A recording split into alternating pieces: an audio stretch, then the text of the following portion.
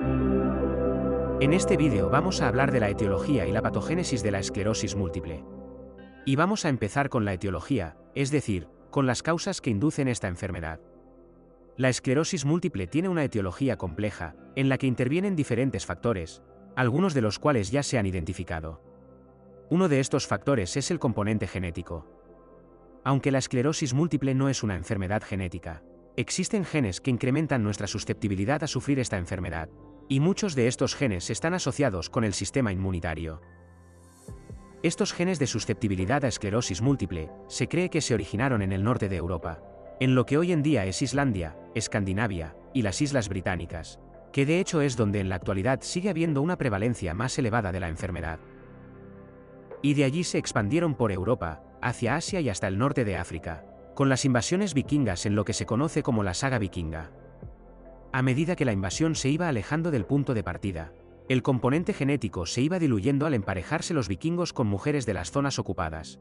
Y de hecho en la actualidad, la prevalencia de la esclerosis múltiple en estos países se va reduciendo, a medida que nos alejamos de los países nórdicos. Posteriormente, hubo otra expansión de los genes hacia lo que en la actualidad es Canadá, Estados Unidos, Australia y Nueva Zelanda, por la colonización de estos territorios por personas procedentes del norte de Europa. El hecho de que esta colonización la realizaran principalmente familias y hubiese poca mezcla con la población autóctona, ha tenido como resultado que la prevalencia de la esclerosis múltiple en estos países se haya mantenido similar a la de las zonas de origen, es decir, elevada. La mayor prevalencia de esclerosis múltiple en personas genéticamente relacionadas con personas afectadas apoya la relevancia del componente genético en esta enfermedad. Si una persona no tiene ningún parentesco con personas afectadas de esclerosis múltiple, la prevalencia de esta enfermedad se considera de 1 entre 1000. Si una persona es medio hermano o hermana paterno, la prevalencia se incrementa a 13 entre 1000. Si una persona es medio hermano o hermana materno, la prevalencia se incrementa a 24 entre 1000. Es decir, el riesgo es mayor si se comparte la madre que el padre.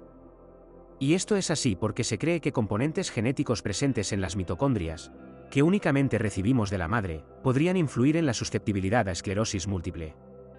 Si una persona es hermano o hermana de una persona afectada de esclerosis múltiple, la prevalencia se incrementa a 35 entre 1000. Si además de ser hermano o hermana tiene un HLA, es decir, un complejo de histocompatibilidad idéntico, la prevalencia se incrementa a 80 entre 1000. Y en gemelos genéticamente idénticos, a 150 entre 1000. Aunque estos datos claramente apoyan la relevancia de los genes en esta enfermedad, el hecho de que en gemelos genéticamente idénticos la concordancia, es decir, que ambos sufran esclerosis múltiple, no es del 100%, sugiere que tienen que haber otros factores que jueguen un papel en el desarrollo de esta enfermedad. Y estos factores, si no son genéticos, tienen que ser ambientales.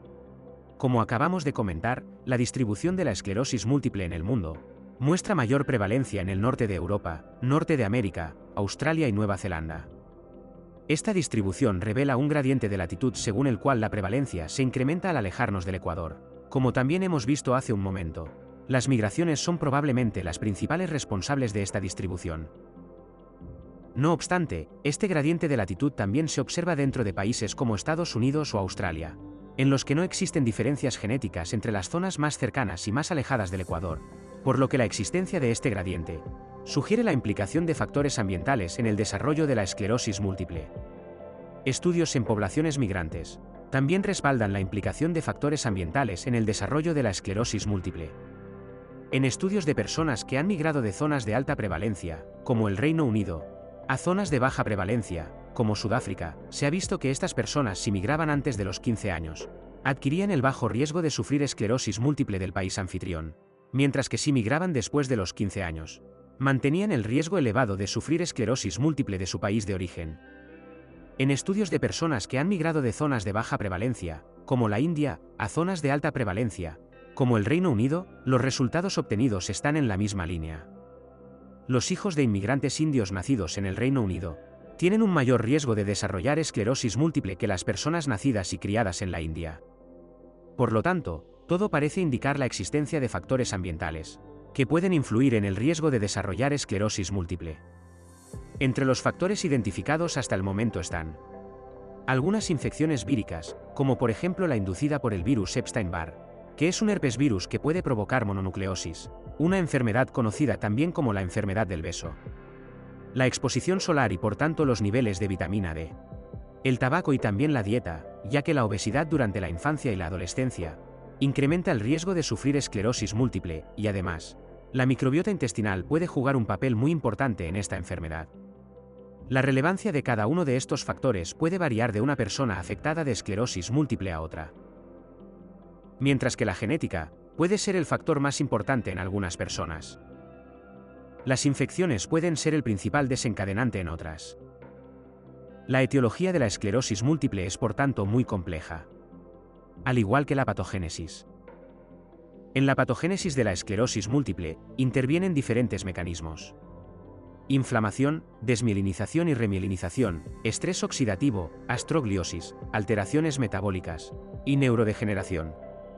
En el sistema nervioso central, los axones de las neuronas están recubiertos por la mielina que producen unas células llamadas oligodendrocitos, y dando apoyo a las neuronas, también hay otras células llamadas astrocitos. Tras la activación de linfocitos T autoreactivos en el sistema nervioso central, se induce inflamación. Y como consecuencia de esta inflamación se produce desmielinización y estrés oxidativo.